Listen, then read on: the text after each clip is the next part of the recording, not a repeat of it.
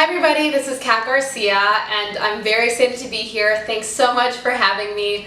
I'm excited to tell you a little bit more about who I am, so let me get into that. I am a growth architect at BCG and a corporate venture capitalist, if you will, and I am also the founder of the Corporate Diary, where I interview women in male-dominated fields and also allude to my own journey as a woman minority in the corporate world or the world of business.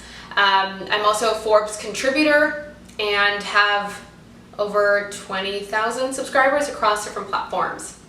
So super excited to get into what it is that I do and my former life as a management consultant. I used to be at Accenture. So yeah, just really excited to dig in towards like my experience and have you learn a little bit more about me. In terms of what I do at BCG and my current role in corporate VC and incubation, tech, innovation, whatever you want to call it, is really like we will invent, invest, build, and scale startups with the world's most influential companies.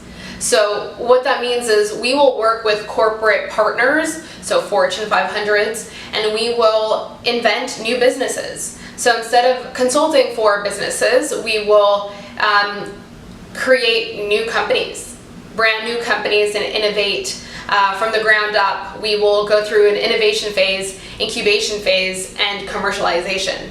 And everyone on the team has a specialization. There's different cohorts. So for example, I'm in the growth cohort, and that means that I'm responsible on a given venture to support the growth of our startups. So anything that touches unit economics, LTV, CAC, CTR, CPC, so a lot of the digital marketing pieces as well as finance to support the financial model, media, margin-based media spending and marketing, right?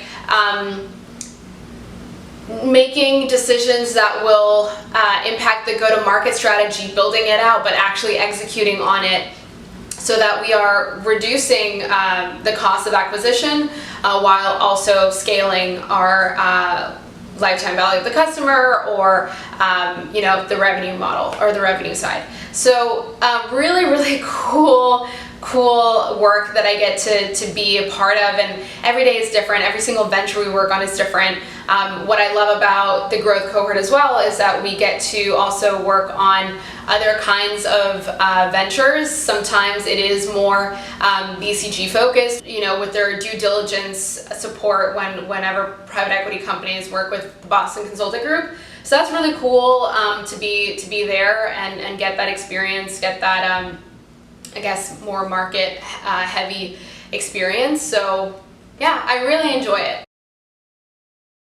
I guess it's just really tough for me to answer this question because I'd say that if you are in management consulting right now at the Big Five at the Big Four or at Accenture or a small boutique consulting firm and you really want to go to MBB, ask yourself why that is. Like, is it because you want to be, I just don't know. I don't really understand the obsession with it. McKinsey, Bain, BCG are top firms. They're great, but again, every single company has its own thing. And if MBB is truly where you want to be because of like, there's one specific firm that does one thing very, very well that you absolutely want to work for and that's your dream, go for it.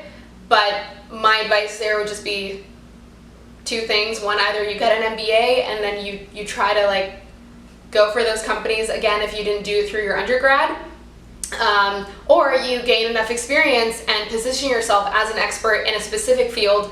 If you're at PwC or Accenture or Deloitte and you want to pitch yourself to BCG, then it's like, what industry and function are you an expert at that you can say, hey, like I've done this for numerous years, I want to now be an associate or a consultant or whatever the terminology is at those specific firms with a level that fits your needs and where you are in your career. So I would say that those are like the two routes if that's like absolutely your dream. But again, every company has something to offer, and just because you're not at MBB doesn't mean that you are lesser than. I kept feeling that way or hearing it when I was in management consulting, and I just never really understood it.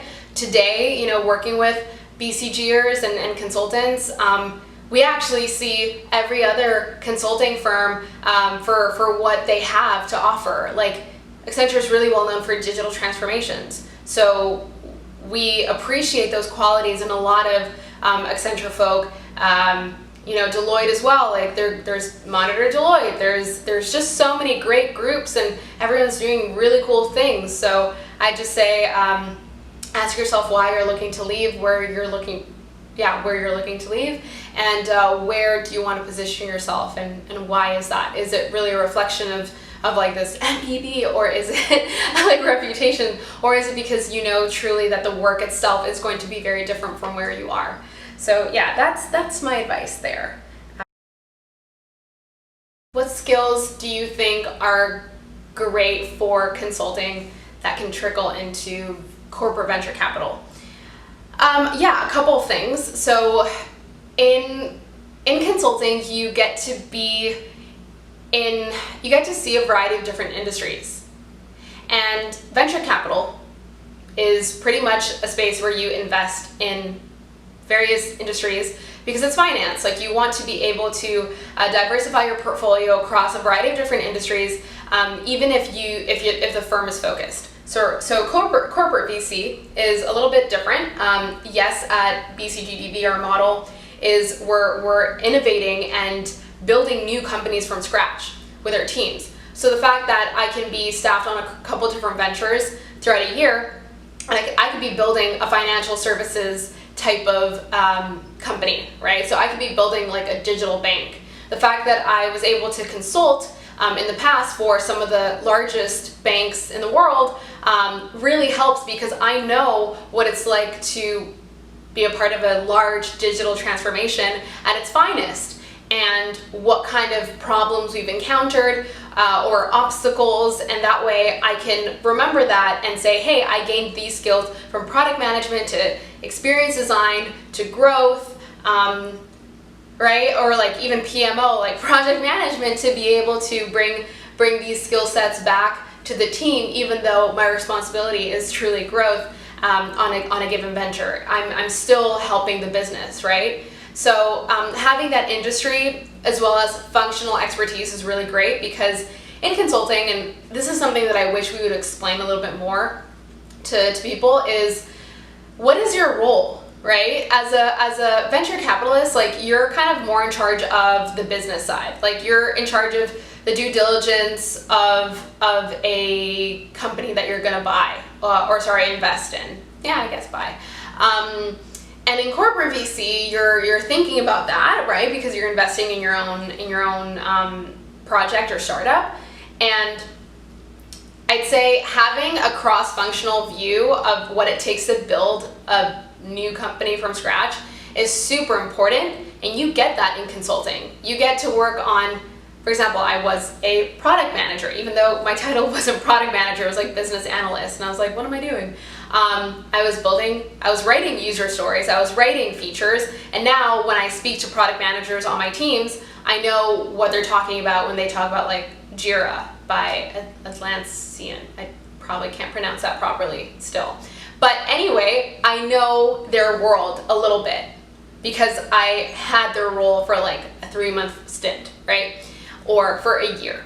So there's product management expertise, you get experience design. A lot of consulting firms are buying out agencies, so you get to work on digital projects. There's the consumer portion, there's market sizing, there's just large digital transformations where like PMO, project management, it comes in handy, right? We work with corporate partners all the time, so being able to put my consulting hat on and speak to CEOs and large corporates is a skill that I just really don't think I would have been able to gain outside of consulting to the same degree. I came very prepared, and you just don't, I think like consultants are always just ready for what's next. Like, you're always over prepared because that's how you're taught, right? Coming from a graduate scheme or speaking to your managers, I remember being an analyst and my notes needed to be perfect.